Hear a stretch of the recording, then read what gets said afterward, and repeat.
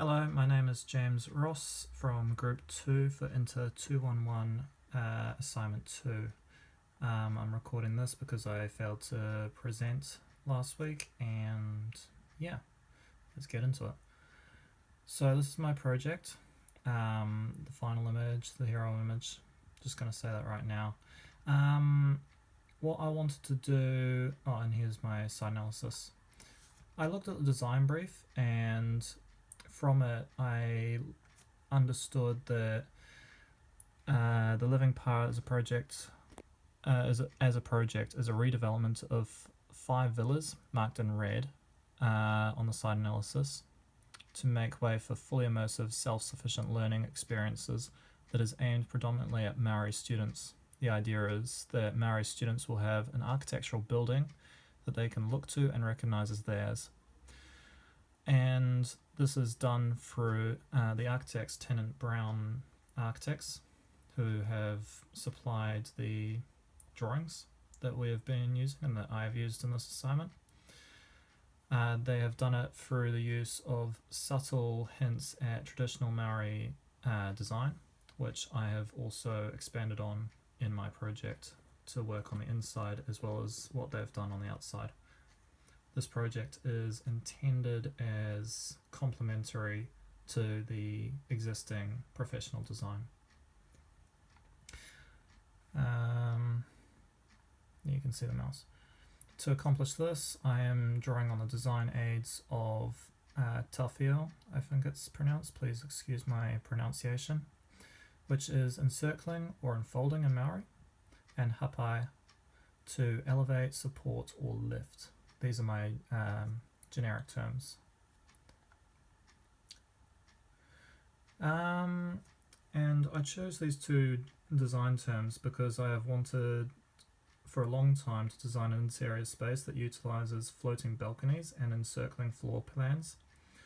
And this design brief, coupled with the generic shapes of traditional Maori architecture, geometric patterns, etc., can allow me to fulfill this desire. I will link to the party diagrams that I drew in assignment 1 in my blog. I predominantly wanted to draw on the arches and cantilevers of the design, pictured on the right, which is why I've included 2 sets of precedents. One for the generated terms, I said generic earlier, and one for the design philosophy, I guess you could call it. I wanted to use these design elements to enforce the designing and convey the design terms that, as I mentioned earlier, the architects have already laid out. In terms of the research element, I latched onto the statement made in the readings about how traditional Maori design and life etiquette is more in tune with the natural world than perhaps Europeans. In selecting this point to focus on, and in recognition of this, sorry, my phone's low on battery. I will attempt to mould floors with the natural downward flow of the site's terrain to acknowledge that the site was there before the building and would be there after this building was finished. Which conveniently my site analysis also shows that along this ridgeline, along here, it encircles the site. So where there is high ground on terrain, I want to represent with high elevation. Where there is low, I want low floor plans, which will be evident when we get to my design. Anything here? Yeah, that's what this says. So I made a quick sketch of the outline of the building and just started putting in the cantilevers and arches that I'd seen from my research and from what I wanted to do with elevated floors. Because of this terrain idea, which will aid the lifting the tough Tawhiai. Oh, I am butchering this. Please excuse that. Tawhiai and Hapai. I am deciding to go with predominantly working on the floors as my construction element, although I do have a component that I have tried to engineer. So this is a breakdown of my design work, working from bubble diagrams into a drawing, just loose sketching, where we start with the basics, which are already in there in the architect's drawings. Toilets and separated from food. Utilities are down here. Then out the front you have the study, the quiet areas, the entrance, which actually reflects the Maori Pa design, where you have entrance and eating in the front, the communal areas in the front. And then I expanded on this, taking my own ideas into account, and I drew up a very rough, very quick balcony idea, which did change from this elevation that I did,